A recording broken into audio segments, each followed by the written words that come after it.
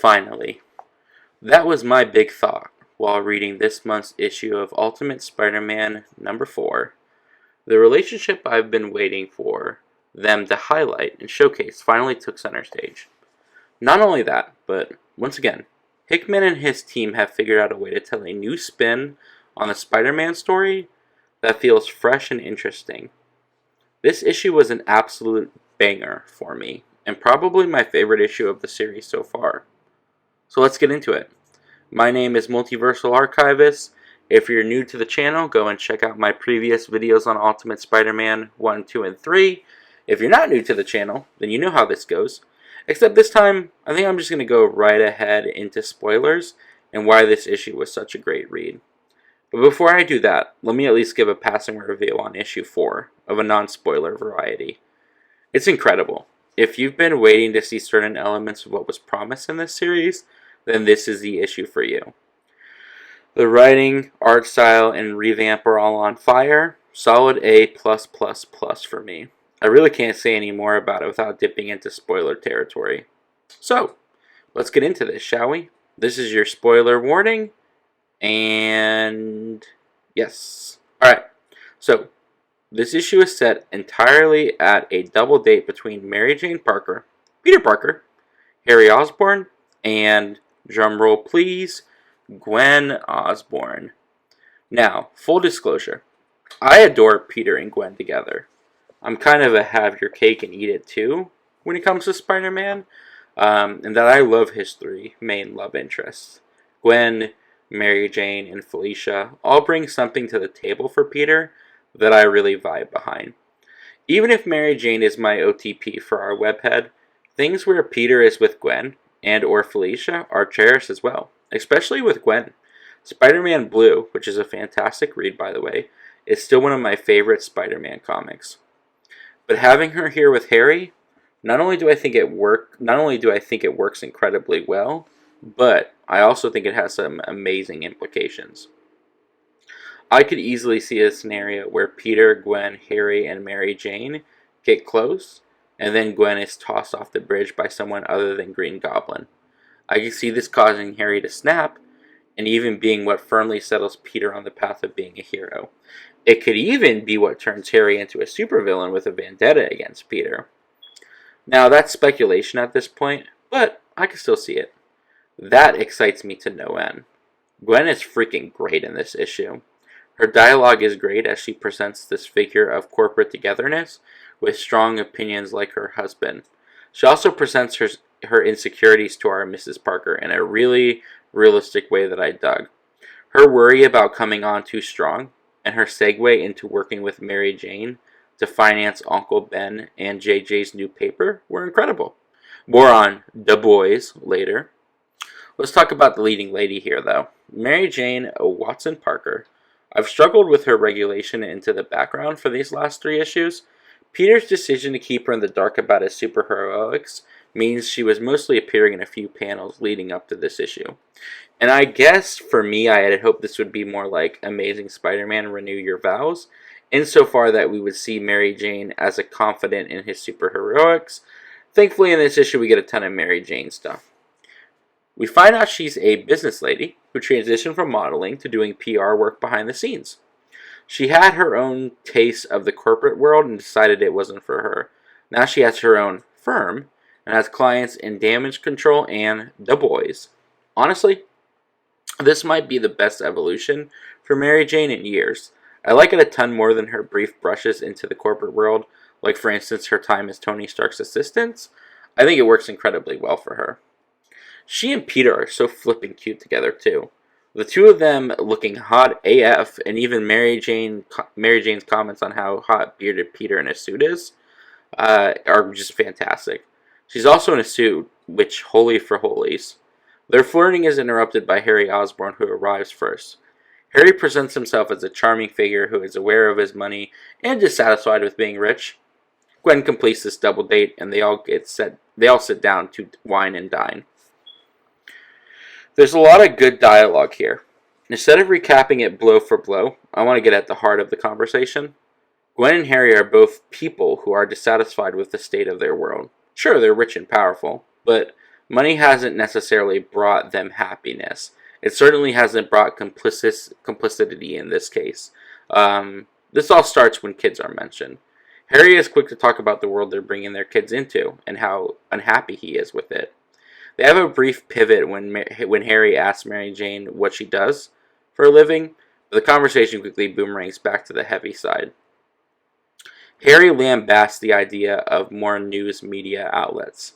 Even if his dad said that Ben was the salt of the earth, he questions the market of news reporting in NYC. While Harry poo-poos on the idea, Gwen is more thoughtful and hopeful. This prompts Mary Jane to egg her on. Gwen starts talking about Peter's pictures of the masked man. She points out that the Bugle is missing the point of the masked man. She talks about her hope that the masked man is there to be a force of good in the city.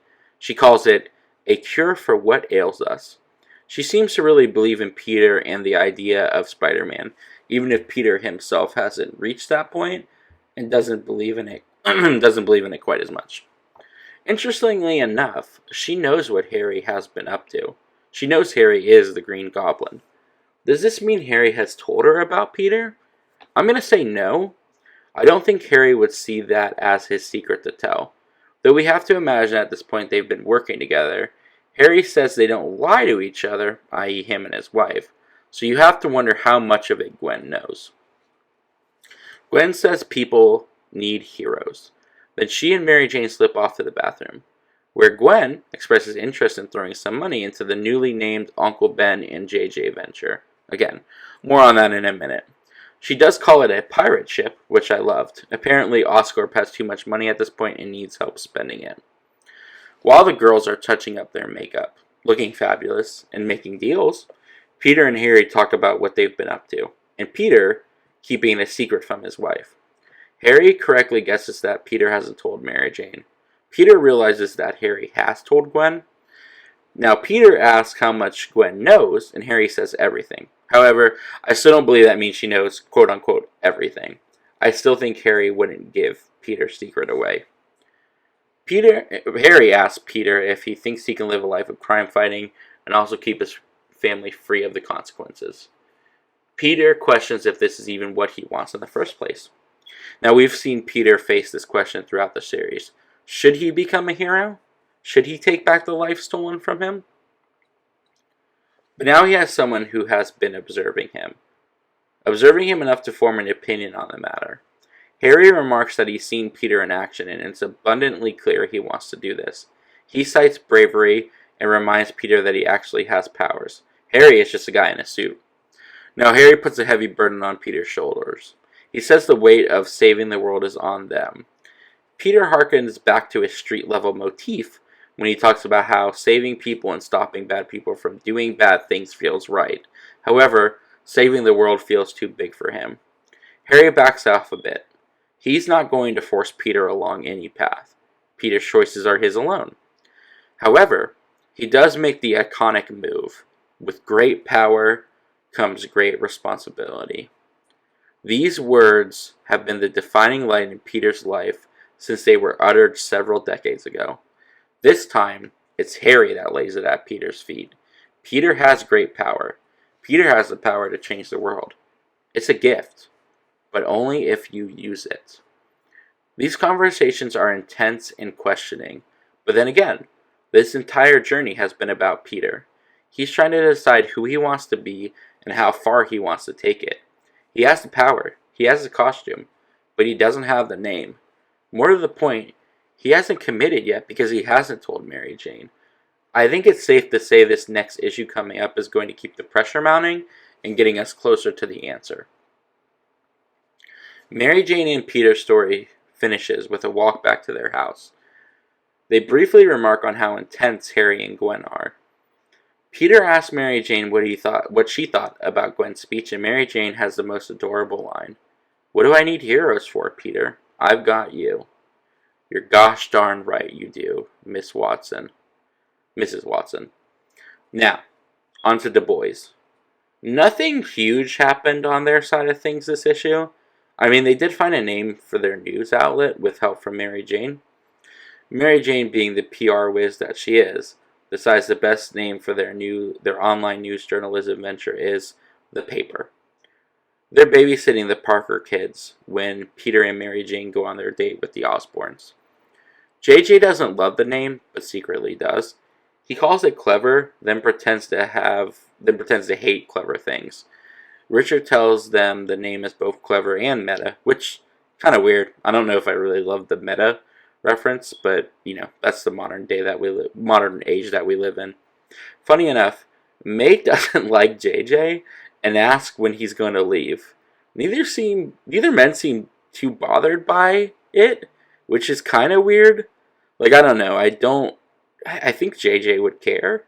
I mean, he seemed pretty much like a second dad to Peter, but they just kind of breeze over it, which I just found really strange. That's all we get of JJ this issue. Later, Uncle Ben and Richard have a small talk. May is asleep, and Ben asks Richard what he thinks of what they're doing. Richard says it's really cool. Richard is a reader. He even declines watching TV, and Ben talks about giving people a reason to read. The two of them walk off, and that ends the Boyz antics this issue. All in all, this is super good stuff. Like some of the best Spider-Man writing within this series, and period. I'm so glad we finally got an extended bit of our Mrs. Parker. This journey that Peter is on feels iconic and classic, while also being something new and groundbreaking. Honestly, it's exactly what Ultimate Spider-Man was back in the day, which is crazy because the premises couldn't be more different. One was about a teenage Peter getting his powers and figuring out who he wanted to be, and this one is about an older Peter getting his powers and finding out who he wants to be. But like, the setup is so different, but also it's so Spider-Man. Like, it really, really is. But that's enough for me today. I'll be back next month to continue this exciting world we find ourselves in. What do you guys think? Sound off in the comments below. For now, this has been the Multiversal Archivist. If you like my mouth and the things coming out of it, make sure you like, comment, and subscribe. For now, keep calm and don't let the Tyranids of Earth 2565 pay for your electric bill.